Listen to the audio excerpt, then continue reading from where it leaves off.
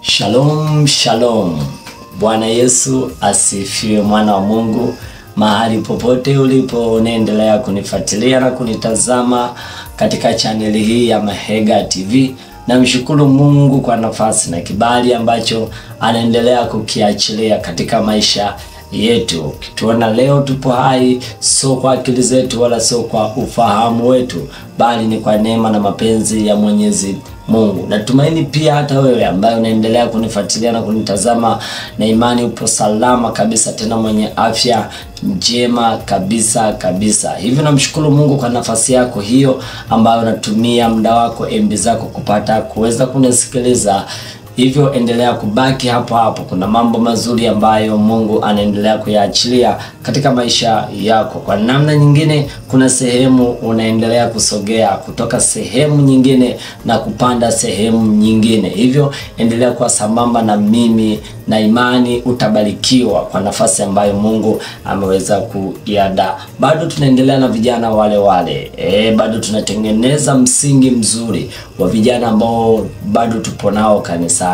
Ndio msingi mzuri ukikaa sawa, itakuwa ni wepesi sana hata wale wanaokuja kanisani basi wasimame au watembee kwenye mstari wa wale ambao wapo kanisani. Kwa lazima kwanza tutengeneze msingi ambao upo vizuri, ambao bado wapo kanisani. Yani tutengeneze kwanza watu waliopo kanisani. Alafu baada sasa ya hapo basi tuingie sasa mitaani kuwavuta vijana ambao bado hawajaokoka. Inakuwa ni ngumu sana wewe kijana ambaye umeokoka kutoka kanisani kwenda kumhubiria kijana ambaye hajaokoka. Inakuwa ni ngumu kwa sababu kwanza bado unaishi kama jinsi anavyoishi yeye ambaye bado hajaokoka. Bado na mazingira ambayo bado yani hayamwakilishi Yesu.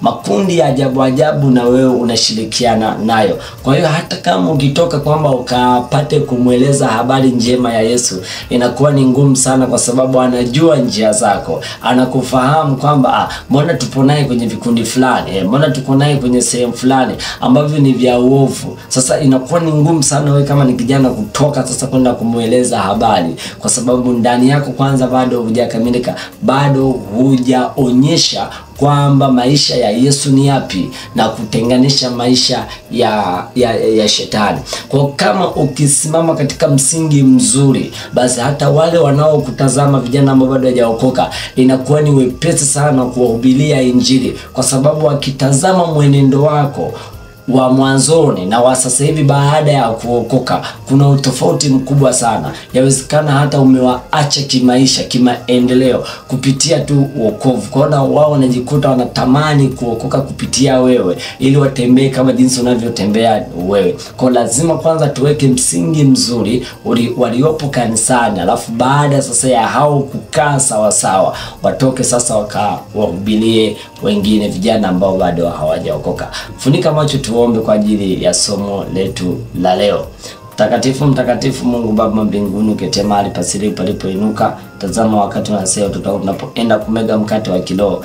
Roho Mtakatifu tufundishe, utuonye. Baba bariki msikilizaji huyu, nitumie tu Bwana mimi kama chombo cha kuweza kufikisha kile ambacho umekiandaa juu ya watoto wako. Naomba kwa machacheni katika kusemana Mwokozi wetu. Amen. Leo tena Mungu ameweza kutupa somo ambalo ni somo zuri sana. Kinachohitajika tu ni wewe kutega masikio yako tukapate kumega mkate wa kiroho. Fungua kitabu cha Wakolosai ile sura yake ya 3 mstari wa 16. Kolosai ile sura yake ya 3.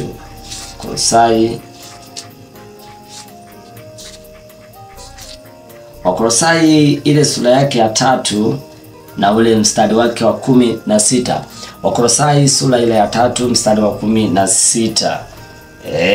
Biblia inasema ya kwamba neno la Kristo nalikae kwa wingi ndani yenu katika hekima yote, mkifundishana na kuonyana kwa zaburi na nyimbo na tezi za rohoni, huku mkimwimbia Mungu kwa neema mioyoni mwenu. Naomba nirudie 16, Wakolosai 3:16. Neno la Kristo nalikae kwa wingi ndani yenu katika hekima yote, mkifundishana na kuonyana kwa zaburi na nyimbo na tezi za rohoni, huku mkimwimbia Mungu kwa neema mioyoni mwenu. Pointi yangu ni nini? Pointi yangu ni kwamba neno la Kristo na likae kwa wingi ndani yenu. Hapa bado nasema na vijana sasa, ambao bado tupo kanisani, ambao tumeokoka, ambao Mungu ameweza kutupa neema na tunafanya kazi ya Mungu kanisani, ambayo tunaweza tukasema Mungu ametupa kibali kwa nafasi yetu ambayo tupo nayo kwa sasa hivi. Mungu ameweza kutupa kibali na neema ili tuweze kusimama na kuweza kumtangaza Kristo. Biblia inaposema neno la Kristo na likae kwa wingi ndani yenu. Kuna siku nilishawahi kuzungumza nikasema tuna vijana wengi sana ambao wapo kanisani, lakini ukiuliza habari ya neno ni ngumu sana. Yaani habari ya neno kukaa ndani yao ni changamoto sana. Vijana ambao tupo kanisani, ndio watu nasema kwanza lazima tutengeneze kwanza msingi. Hawa watu ambao wapo kanisani lazima wawe na msingi wa neno. Sasa wasipokuwa na msingi wa neno, ni ngumu sana sasa kutoka ili wakawazungumzie watu wengine au wakawaambie wengine habari ya neno, habari ya Yesu. Sasa wanajikuta ndani yao hakuna neno. Biblia inasema neno la Kristo na likae kwa wingi ndani yenu. Lakini leo ukifuatilia kwenye makanisa ya sasa hivi, vijana wote tulionao, ukizungumzia habari ya neno ndani yao hawana. Ili ukizungumzia masuala ya mpira, yani masuala ya mpira ndani yao yamejaa kwa wingi. Alafu huyo mtu yupo kanisani na unashangaa ni mtu ambaye tunaweza tukasema anaimba kwaya, ana kitengo fulani kanisani, lakini ukimuuliza habari ya neno, ukimuuliza habari ya Biblia, ndani yake hakuna. Ili ukimuuliza habari ya vitu vingine anavijua. Na ndio maana leo tuna upungufu wa vitu ndani ya mioyo yetu kwa sababu tumelikataa neno. Na hii nasema na wewe baba, we mama, we kaka, we dada, neno la Kristo likae ndani yako kwa wingi. Yaani kama wewe umeokoka, inakubidi sasa uachane na vitu vingine vyote vya kidunia, bali neno la Kristo likae kwa wingi ndani yenu. Kuna wakati unaweza ukapita sehemu ukamkuta Yesu wako ambaye umembeba ndani ya nafsi yako anatukanwa au anadhalilishwa. Sasa kinachokuhitaji ni kwamba uweze kumtetea Yesu wako. Asilimia nyingi sana ya watu tukikuta Yesu wetu anadharauliwa, waga hatutaki kumtetea. Lakini tukienda upande wa pili, wakikuta mtu wao anadhalilishwa sehemu, waga wanajitetea sana au waga wanamtetea sana. Lakini Ukristo upo tofauti sana. Ukikuta Yesu anadharauliwa au anatukana, ni ngumu sana mtu kumtetea, hata kama huyo mtu ameokoka, hata kama ameimba. Kwa nini ni ngumu? Ni ngumu kwa sababu ndani yake hakuna neno. Lakini kama ndani yake kungekuwa na neno, asingeweza kuruhusu yule aliyembeba ndani yake anadharauliwa au anatukanwa. Unaweza kupita sehemu ukakuta watu wamekaa wanajadili kitu ambacho hakina mantiki, au tuseme wewe kama ni Mkristo lazima utakapokaa pale ni lazima uweze kumtetea Yesu wako. Tunashindwa kumtetea kwa sababu ndani yetu hatuna neno. Lakini Biblia inatutambua kwamba tunazo nguvu, lakini ndani yetu hatuna neno. Vijana ndani yetu hatuna neno, ila tumejaza vitu vingine kabisa ambavyo tunaweza tukasema havitusaidii. Lakini neno ukiliweka ndani yako ni msaada mkubwa kabisa. Sasa tupo nao kanisani, tunasali nao, wengine wanaimba, wengine wana kwaya wakubwa sana, lakini ukija upande wa neno hakuna. Utakuta kakalini mstari miwili, tuombeni nanyi mtapewa, tafuteni nanyi mtaona, bisheni nanyi mtafunguliwa, sijui. Yani utakuta amepekua mistari viwili vitatu, na hivyo yani alivisikia kwa mtu. Na ndio maana leo tuna vijana wengi hawana Biblia kanisani. Ukikosa Biblia ni ngumu sana neno la Kristo kukaa ndani yako, kwa sababu huchukui muda wa kusoma Biblia, hauchukui muda wa kulitafakari neno, wa kutafakari mistari, kwa sababu hauna Biblia. Sasa utapata wapi ujasiri, au tuseme Biblia inaposema neno la Kristo na likae kwa wingi ndani yenu, litakaje kwa wingi ndani yetu kama hatusomi Biblia? Yani imekuwa ni changamoto leo. Asilimia ya watu wengi, utakuta kanisa lina watu 1000, lakini walioweza kubeba Biblia kwenda nayo kanisani utakuta ni watu 2, 5, 10, 20, tayari wameshaisha. Wengi wetu tunaingia kanisani kwa mzaha, wengi wetu tunaingia kanisani hatuna Biblia. Lakini huyo mtu ambaye hana Biblia, ukimtazama kwenye mkoba au kwenye mfuko wake, amebeba simu takribani ya 300, ya 400, lakini Biblia inauzwa shilingi kuanzia 18,000 tu, imemshinda. Maana yake huko ni kumkataa Yesu, bali unaingia kanisani tu kama kielelezo fulani ya kwamba umeingia tu kanisani basi, kwa sababu ndani yako umekataa kuliweka neno, na ndio maana umekataa hata kuinunua Biblia ya shilingi 18,000.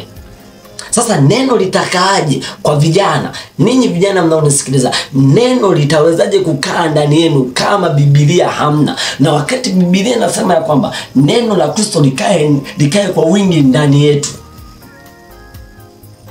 kinachohitajika sasa ni kuchukua maamuzi ya kuweza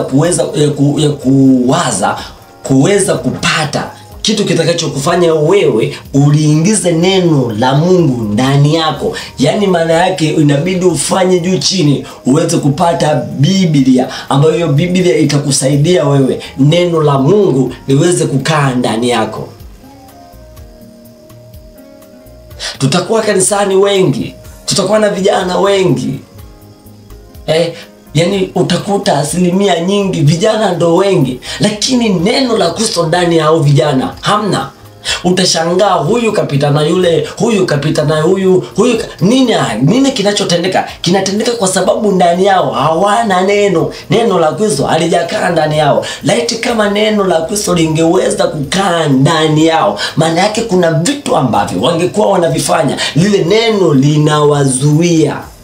Unajua neno hili ni upanga, ukiliweka ndani kuna vitu yawezekana unaweza kuwa unakosea kuvifanya, lakini kama neno lipo ndani yako litakuonya, litakuambia hapa unapoenda sio salama. Sasa wengi wetu tumekataa kuliweka neno ndani yetu, tumekataa kuiweka Biblia ndani yetu, tumekataa mafungu kuyaweka ndani yetu, na ndio maana tunafanya vitu ambavyo walitakiwa wafanye watu wa kimataifa, lakini sisi watu ambao tupo kanisani, ambao tumeaminiwa, tunafanya kwa sababu neno la kutuonya ndani yetu hakuna.